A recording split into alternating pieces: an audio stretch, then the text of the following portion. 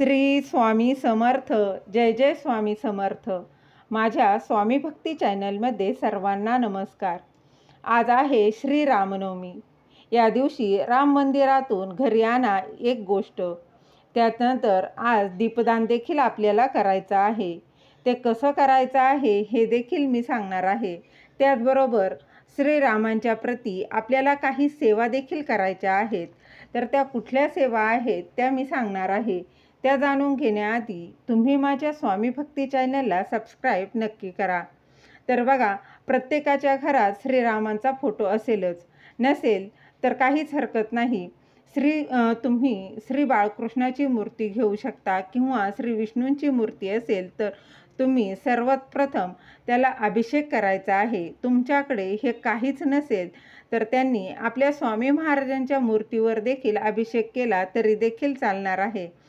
कारण बघा, आपण सर्वजण स्वामी भक्त आहोत आणि असा कुठलाच स्वामी भक्त नाही की त्याच्या घरात स्वामींचा फोटो किंवा मूर्ती नाही. तर तुम्ही त्यावर देखील अभिषेक केला तरी देखील चालणार आहे. यानंतर अभिषेक करून झाल्यानंतर तुम्हाला धूप दीप दाखवायचा आहे. त्यानंतर हळद कुंकू व्हायचा आहे, नैवेद्य दाखवायचा आहे. आज श्रीरामांच्या आवडीचा पदार्थ तुम्हाला नैवेद्य म्हणून अर्पण करायचा आहे. तर तो तुम्हाला शिरा अर्पण करायचा आहे. त्याचप्रमाणे त्यांचा आवडीचा दुसरा एक पदार्थ आहे तो म्हणजे खीर. तुम्ही यामध्ये तांदळाची खीर देखील दाखवू शकता किंवा रव्याची, शेवयांची, जी तुम्हाला जमेल ते नैवेद्य म्हणून तुम्ही दाखवू शकता. खीर फक्त तुम्ही खीर दाखवली तरी देखील चालणार आहे किंवा शिरा नुसता दाखवला तरी देखील चालणार आहे. किंवा हे काहीच नाही जमलं तर किमान खडीसाखरेचा तरी नैवेद्य जरूर दाखवावा. यानंतर तुम्हाला काय करायचं आहे, तुम्हाला एक वेळा रामरक्षा पठण करायचं आहे. हे आज नक्की रामरक्षा तुम्ही पठण करायचं आहे. त्याचबरोबर सायंकाळी तुम्हाला तुमच्या मुख्य दरवाजाच्या बाहेर म्हणजेच अंगणात 9 दिवे लावायचे आहेत. मग हे दिवे तुम्ही अगदी मातीच्या पंत्या देखील घेतल्या तरी चालणार आहे. यामध्ये तुम्ही तेलच टाकून हे दिवे लावायचे आहे.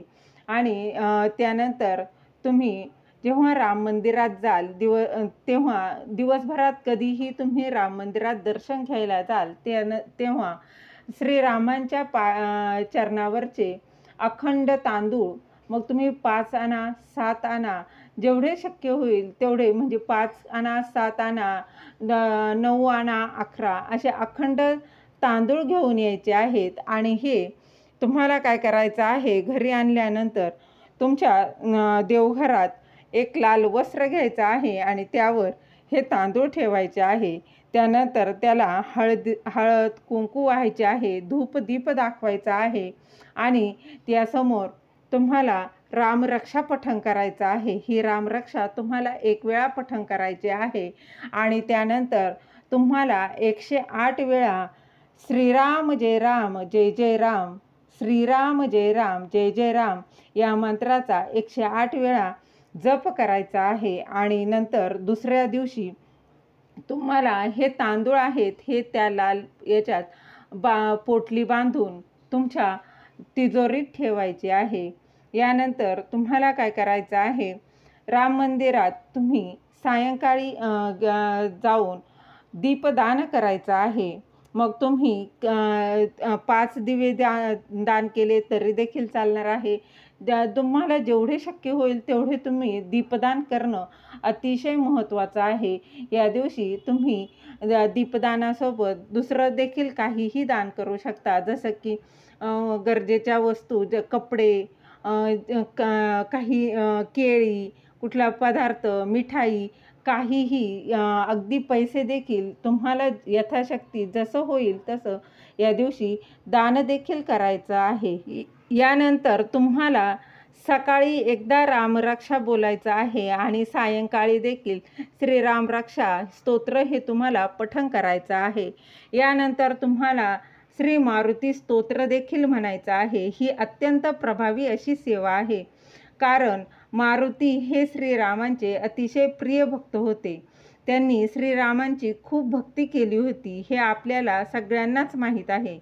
बघा, तुम्ही जिथे जिथे श्रीरामांच्या मंदिरात जाल तिथे तिथे मारुतीचा छोटा का होईना फोटो किंवा मूर्ती असतेच. त्यामुळे रामरक्षानंतर तुम्हाला मारुती स्तोत्र नक्की म्हणावं. अगदी बघा, साधं आणि सोपं हे स्तोत्र आहे. तुम्ही रोज देखील पठण केलं तरी देखील काहीच हरकत नाही. अतिशय चांगले असे अनुभव येणार आहे.